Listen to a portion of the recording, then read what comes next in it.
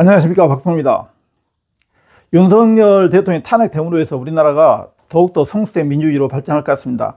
세계 역사를 보더라도 아무리 악독한 독재자도 끝내는 국민들한테 다 졌습니다. 그러니까 좀 더 시간이 흐르면 민주주의가 튼튼하게 뿌리 내릴 것 같습니다. 오늘은 일본사 흐름을 공부해 보겠습니다. 일본 하면 지리적으로 볼 때는 4개의 섬으로 이루어졌죠. 4개의 섬. 그래서 제일 밑에 규슈, 그 다음에 시코쿠, 그 다음에 아주 넓은 혼슈, 그리고 제일 위에 홋카이도가 있죠. 그리고 이제 6,852개의 섬으로 되어 있습니다. 인구는 세계에 12위 정도 되죠. 1억 2천이 약간 넘습니다. 그러니까 우리나라보다 국토도 높고 인구도 좀 많습니다. 그런 일본은 어떻게 역사가 이루어졌는가 한번 오늘 이 시간에 해보겠습니다. 자, 그러면 시작하겠습니다. 첫 번째는 조몬 시대가 있습니다. 조몬 시대. 조몬 시대라는 것은 이제 신석기를 말하죠. 신석기. 일본에도 신석기가 있겠죠. 신석기가 있고, 그 다음에 이제 조몬 토기를 말해요. 조몬 토기. 조몬 토기. 뭐 토기라고 해도, 조몬 토기라는, 조몬이라는 한자로 하면 뭐예요? 새끼줄 무늬 토기. 다시 말해 우리나라 같은 빗자루 무늬 토기. 우리는 빗자루 이 모양의 그런 이 무늬가 있는 토기가 있잖아요. 근데 여기는 새끼줄 무늬 토기로 되어 있다. 두 번째는 이제 야요이 시대. 야요이 시대가 있습니다. 야요이 시대는 우리가 이제 청동기나 철기세를 말하죠. 그래서 이때는 30개 소국으로 연합한 그런 나라가 생기기 시작합니다. 그래서 야요이 시대에는 청동기와 철기 시대다. 그 다음에 야마타이국에서 세 번째는 야마타이국.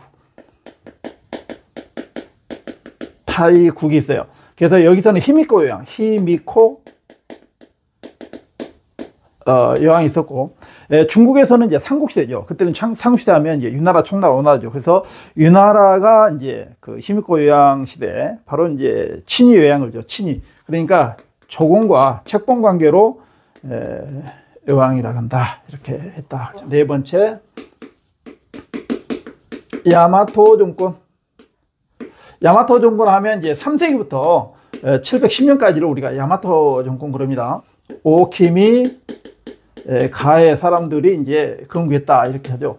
그래서 원래 야마토란 지역은 나라 지역을 말합니다. 그래서 그때 야마토 호족들의 연합 정권이다. 최초의 통일왕조다. 그리고 서일본을 통일했다 이렇게 알아두시면 좋겠고, 그 다음에 이때 이제 여러분이 너무나 잘 아는 이제 우리 국사책 잘 나오는 게 뭐예요? 쇼토쿠 태자, 토쿠 태자가 이때 섭정을 했다. 그죠? 그랬고, 그 다음에 호류사가 건립다. 그러니까 불교를 말하겠죠. 불교에 융성이 있었다. 그죠? 그리고 호류사의 그런 이 불교 문화가 실제로 이제 그 지역마다 아주 발전하죠. 그래서 우리가 아스카 문화가 있죠. 아스카 문화가 발전했다 이렇게 알아두시면 되고, 특히 이제 북조 이 중국에서는 남북조 시대가 시작돼요. 그래서 남조하고 5세기 때는 남조하고 책봉과 조공 관계를 맺었다. 수나라가 이제 유진 남북조 시대를 통일했죠. 589년에. 그래서 견수사 파견했다. 그런데 이 견수사라는 것은 뭐냐면 바로 수나라의 이제 그 사신을 파견해서 그 선진된 문물이나 이것을 배우는 것을 바로 우리가 견수사 파견했다고 그러죠. 나중에 이제 견당사, 그다음에 견신라사 이렇게 파견해서 일본은 대륙의 문물을 받아들였다 이렇게 생각하시면 돼요.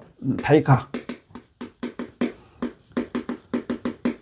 645년이죠. 다이카는 이제 말 그대로 이제 연호죠. 다이카 개신을 통해서 중앙 집권화가 됩니다. 중앙 집권화가 되고 집권화가 되면서 율령을 이제 쓰기 시작합니다. 율령을 쓰기 시작했다 그러죠. 그리고 이제 이때 일본이라는 국호하고 그 다음에 천황이라는 칭호를 사용한다. 그러니까 우리가 이제 일제강점 때 일본 천황 해갖고 이게 나쁜 거 아니야. 근데 그것은 일본의 고유 문화이기 때문에 뭐 그렇게 알아두시면 됩니다. 그리고 이제 수나라가 금방 망했죠. 수나라가 우리나라 뭐 살세치 하다가 금방 망했죠. 그래서 이제 이때는 이제 견당사가 파견된다. 그리고 이제 신라사도 파견된다. 다이오 율령이 있어요. 다이오 율령을 발표합니다. 이것이 701년이죠. 그러니까 이 세 개는 다이가계신에서 나온 것이고, 그 다음에 다효율령은 이제 이관 팔성제가 확립됩니다. 우리나라가 이제 당나라의 그런 그 중앙 관제를 이렇게 수입했죠. 그래서 우리가 뭐 발해 같은 삼성육부제 이렇게 했잖아요. 근데 실제로 조선시대 육조시대, 육조가 있듯이 여기도 마찬가지 이관 팔성제. 이관이라는 것은 이제 신기관. 신기관이라는 것은 제사를 주관하는 관청이고, 그 다음에 태정관이 있어요.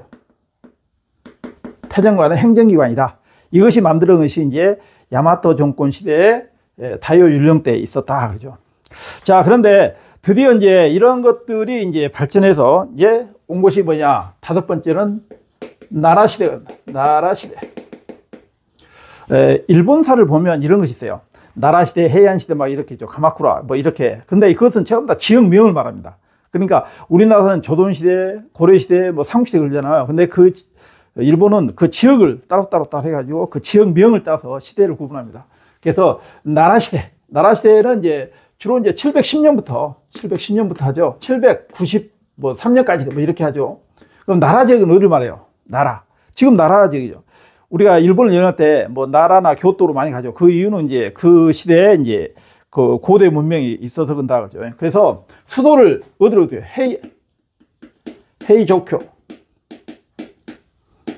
조교를 건립합니다. 이것이 이제 중국의 장안성을 모방해서 했던 것이다. 헤이조교. 그 다음에 이제 나라시대의 가장 중요한 것은 또 뭐예요? 동대사 그죠? 도다이사가 건립됐다. 도다이사 하면 불상이 큰 거죠. 그래서 불상이 있고. 그 다음에 이제 역사서로 이제 뭐가 편찬되냐면, 우리나라 같으면 이제 삼국사기 같은 거 있죠. 그래서 고사기가 됐고, 그 다음에 두 번째는 뭐예요?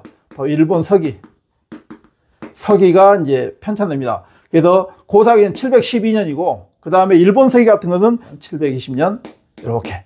그래서 이런 것들이 써진 것이 이때다. 그죠? 그 다음에 나라시대 하면 역시 중요한 것은 뭐예요? 만엽집. 그죠? 만엽집이라는 이것은 뭐예요? 이 일본의 고전시가입니다. 고전시가를 정리한 그런 책이 이때 만들어졌다. 그렇게 알아두시면 좋겠고, 그러다가 이제 실제로는 율령체제가 확립된다. 율령체제가 확립됐다. 율령이라는 것은 뭐예요? 율이라는 것은 형법이잖아요. 영이라는 행정법 말이에요. 이런 것들이 완전히 정리된 것이 여기 있는 나라시대다. 이렇게 알아야 됩니다. 근데 이 나라시대에 간무천왕 때 상당히 안 좋은 일만 막 생기죠. 그래서 이제 간무천왕이 그 나라에서 어디로? 교토로, 수도로 옮깁니다. 그 시대부터 우리가 해안시대 그래요. 그래서 6번에 해안시대. 해안시대는 이제 793년부터 해도 되겠죠. 그래서 1185년까지. 그죠? 그래서 이때를 우리가 해안시대 그럽니다. 이 해안시대 하면 수도가 헤이조교가 아니라 이제 뭐예요? 헤이안교죠. 헤이안교를 건립한다. 수도를 옮긴다는 거죠. 그래서 해안시대가 있다. 해안시대는 이제 당나라가 그 당시에 이제 망해불죠. 그래서 당나라가 망한 뒤에 드디어 이제 견당사를 폐지합니다. 견당사를 폐지하고 드디어 이제 중국 그 문화에서 좀 탈피를 하려고 합니다. 그렇기 때문에 자기 나라 글자 가나를 드디어 사용하게 된 것도 해안시대다. 그러죠. 그리고 이제 자기 나라 이제 문화를 이렇게 해야 되니까 국풍 문화죠. 국풍 문화가 이제 발달하게 됐다. 자기 나라 거를 하게 됐다. 그죠. 그래서 이제 와카라는 게 있고, 요것은 이제 고전 시가를 말해요. 고전 시가를 와카라 그죠. 이런 것이 있었고, 그리고 이제 겐지 이야기.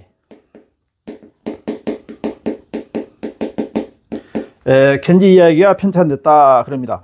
그런데 이 해안 시대에는 실제로 어째요? 국권이 아주 약해집니다. 그러니까 조정의 힘이 점점 적어져. 그러면서 아주 불안한 그런 치안이 형성되죠. 그러다 보니까 이 귀족이나 호족들이 무사를 고용하게 됩니다. 자기 재산을 지키려고. 그러면서 이제 무사들이 생겨나죠. 그 무사 계급들이 독자적인 그 세력을 형성하죠. 그러면서 일본은 드디어 이제 막부 시대가 시작된다. 다시 말하면 우리나라 같으면 어째요? 무사 정권 시대, 무신 정권 시대가 시작됐다. 이것을 우리가 막부 시대 그래요. 그래서 이런 것들은 실제로 해양 시대 때 치안 유지가 불안해서 됐다. 그래서 나온 것이 이제 최초의 무사 정권이 나오죠. 이것이 뭐예요? 가마쿠라죠. 가마쿠라 막부 시대가 옵니다. 가마쿠라 막부. 자, 그래서 가마쿠라 막부는 1185년에서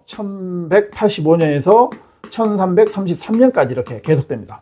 그러면 이 가마쿠라라는 지역에서 이제 막부 정권이 시작됐는데, 그럼 누가 했냐? 이것은 이제 미나모토노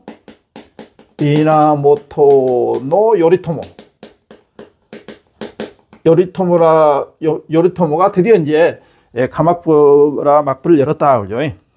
자, 그래서 이때는 이제 천황은 바로 상징적 그 다음에 이제 실권은 뭐예요? 바로 이제 쇼군이 실권을 장악하게 됩니다. 쇼군이란 말은 뭐 장군이라 해도 됩니다. 그래서 이런 것들이 있었다 그러죠. 근데 이런 이 가마쿠라 막부는 송나라의 성리학을 수용을 합니다. 그런데 가마쿠라 막부는 송나라가 이제 온 나라에 멸망하잖아요. 그러니까 몽골이 드디어 이제 우리 고려를 점령하죠. 완전히 정벌해버리죠. 그래가지고 여몽연합군을 형성해서 일본을 쳐들어갑니다. 그것이 바로 이제 이 시대예요. 그래서 이제 몽골의 침략을 받죠. 몽골의 침입을 받습니다. 13세기죠. 근데 두 차례 다 이제 침략을 막아내요. 그래서 이제 그때 막아낸 것이 이제 신풍이다. 신풍. 그때는 태풍이었는데 이놈들은 이제 신풍이라고. 신이 바람을 불어. 그래서 이제 이때부터 카제라는 말이 이렇게 나오게 됐다. 근데 실제로 이제 전쟁에 승리한 막부들이 불만이 많죠. 그래가지고 드디어 이제 무너지기 시작합니다. 그래서 이제 두 번째 온 것이 뭐냐? 바로 이제 무로마치 막부가 옵니다. 1336년부터 1573년까지 이렇게 되죠. 그래서 이 무로마치 막부를 열었던 사람들의 이름이 누구냐? 여기 보면 이제 아시카가 처음에 다카우치가 합니다. 이것이 초대 쇼군이었죠. 그 다음에 나중에 온 것이었죠. 남북으로 가는데 아시카가 요시미치가 이제 3대 쇼군인데, 원래 이 무로마치 막부 때는 실제로는 어째요? 바로 남북으로 이제 나눠졌죠. 그래서 남북조를 통일한 사람이 바로 이제 요시미치였습니다. 이때가 1392년. 우리나라에서는 이제 뭐가 있었어요? 우리나라에서는 이성계가 조선을 세울 때 이야기다. 그죠? 자, 그래서 무로마치 막부 때는 명과, 이제 송나라 망했으니까 명과 통교를 합니다. 그래서 또 무역도 하고. 그래서 그 무역을 뭐냐? 감합무역 그래요. 감합 무역을 했다. 이 정도는 여러분이 좀 알아둘 필요가 있다. 그죠? 자, 그런데 이때 이제 지방의 다이모들이 이제 성장하죠. 그러니까 그 지방의 다이모들 누구냐면, 지금 말하면 이제 군수나 시장이나 도지사가 이제 그 무사들을 합쳐. 그래서 이것을 우리가 슈고 다이모들이 이제 완전히 이제 점점 커집니다. 그러면서 이제 패권 다툼이 나죠. 그래서 우리가 뭐냐면, 여기 안 보이는데, 온인의 난이 있었어요. 온인의 난은 언제부터냐면 1467년부터 1477년까지 10년간이었어요. 온인의 난이라는 것은 바로 이제 쇼군들의 패권 다툼이다 그러죠. 이것이 이제 연결된 것이 뭐냐면, 바로 이제 온인의 난 이후에 온 것이 바로 9번에서 할 센코쿠 시대죠. 센코쿠 시대가 도래합니다. 이것은 15세기부터 16세기까지를 센코쿠 시대래요. 센코쿠 시대라는 것은 전국 시대라고 이제 할 수 있죠. 그러니까 아주 혼란기입니다. 100년 동안 계속. 그래서 이때 이제 이 포르투갈에 조총이 막 들어오기 시작합니다. 조총이 들어옵니다. 조총. 그래서 이 조총을 잘 이용해서 인기가 있었던 사람이 오다 노부나가라는 사람이 있고, 안 보이네. 그 다음에 두 번째는 뭐야? 토요토미 히데요시. 그 다음에 도쿠가와 이에야스. 이런 사람들을 우리가 오도도 불려. 그래서 이런 센코쿠 시대가 드디어 통일된 것이 바로 뭐냐면 토요토미 히데요시 풍신수리. 이때가 1590년부터 1598년까지다. 그죠? 그래서 이 토요토미 히데요시 시대가 된 것은 바로 이제 우리나라의 침략을 가야죠. 침략. 그죠? 일본의 침략이 아니라 우리나라 침략을 합니다. 그래서 침략 전쟁입니다. 그래서 임진왜란이죠. 그 다음에 여기는 이제 석고제라는 것을 또, 그 다음에 병농 분리를 주장했던 사람이 토요토미 히데요시다. 그죠? 그래서 일본 놈의 그런 침략이 있었다는 거예요.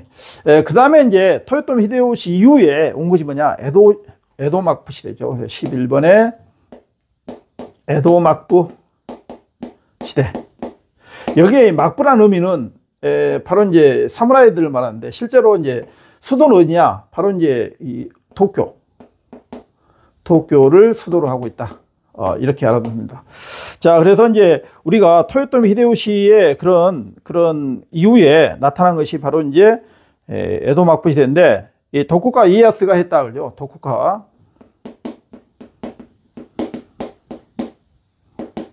이에야스의 그런 정권이다. 이렇게 알아두시면 좋겠습니다. 그리고 이제 그 막부 체제를 막부 체제를 완성했다. 이 막부 체제라는 것은 뭐냐면 중앙에는 이 막부가 있고 지방에는 번들이 있는 거예요. 그래서 이제 막번 체제죠. 그래서 막부 체제가 완성됐단 말은 막번 체제다. 막번 체제가 완성돼. 이것을 그 지방의 다이모들을 자기가 통제해야 될 거 아니에요. 그래서 그 통제를 하기 위해서 무엇을 하냐면 쌍낀 코타이죠.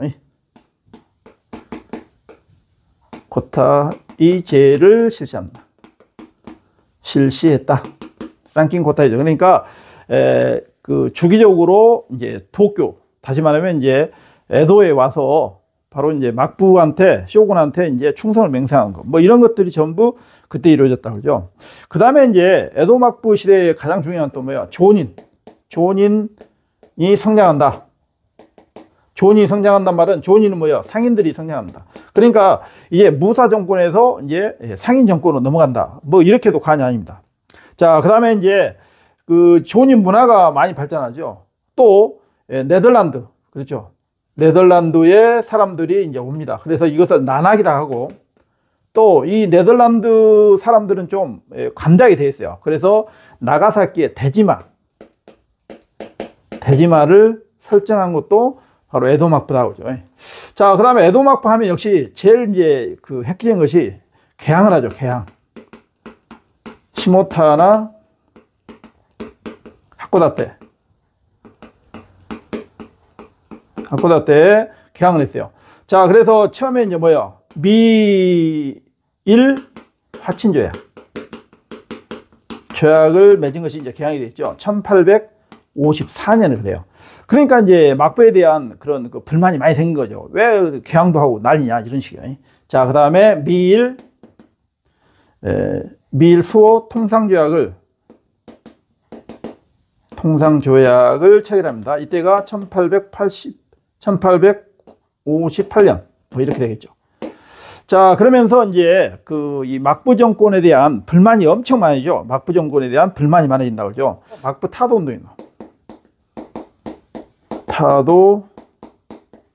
운동이 벌어져요. 그래서 가장 대표적인 것이 바로 이제 사스마번 있었고, 조슈번들이 이제 막부 타도 운동을 합니다. 그래서 드디어 이제 메이지 유신이 이러면서 메이지 정권이 있습니다. 그래서 메이지 유신은 1868년에 이루어져서 쭉 가죠. 그래서 1868년부터 쭉 간다 그러죠. 그래서 메이지 천황을 이제 옹립합니다. 그래서 이제 그 당시에 이제 중앙 집권락에서 패번 치현을 합니다. 그러니까 번을 없애고 이제 현을 설치했다. 이것을 여러분이 좀 알아두면 되겠고, 그 다음에 이제 그 이와쿠라 사절단을 아주 보내가지고 서양 문물을 막 받아들입니다. 그리고 이제 문명 개화론을 이론적으로 실시했다. 이렇게 알아두면 돼요. 자, 그러면서 이제 일본에서는 이제 민권 운동이 일어납니다. 이것이 1870년대 이렇게 막 일어나죠. 근데 이것을 탄압해 가지고 끝내는 그들에게 이제 무엇을 설정하냐면 일본 제국헌법을 개정합니다. 이때가 뭐냐면 1889년에, 그러니까 우리나라 대한제국에서는 1899년에 이제 대한제국 국제가 했더만 10년 뒤에, 10년 전에 이렇게 일본 대한국제헌법을 만들고, 그 다음에 일본의 제국의회를 만든 것이 1890년입니다. 그러니까 일본이 우리보다 개항이 약간 빨랐고 실제로 의회 민주주의나 이런 것들을 빨리 받아들였다 생각하시면 돼요. 자, 그리고 나서 드디어 이제 이 메이지 정권은 어쩌냐, 바로 이제 조선을 개항합니다. 조선을 개항하게 하고, 그 다음에 류큐를 병합합니다. 병합하죠. 류큐를 병합했다. 청일전쟁이라든가 청일전쟁, 러일전쟁, 전쟁을 통해서 이제 세력을 막 키우죠. 그러다가 끝내는 어쩌냐, 바로 이제 삼국간섭을 받고, 삼국간섭을 받으면서 좀 주춤합니다. 그러다가 1929년이겠죠. 다시 말하면 공황 때문에 그래요. 그래서 얘들은 사변을 일으켜요. 1931년에. 그리고 1932년에 5.15 군사 쿠데타가 있어요. 군사 쿠데타가 있습니다. 쿠데타가 1932년 있어요. 그때부터 이제 일본은 어때요? 군국주의가 됩니다. 군국주의가 성립됐다. 그래부터 이제 침략을 많이 하죠. 그 침략 중에서 침략의 역사에서 가장 큰 것은 뭐였어요? 국제 연맹을 탈퇴를 하죠. 이때가 1933년이에요. 그래서 중일전쟁 했죠. 중일전쟁 시작했죠. 동남아시아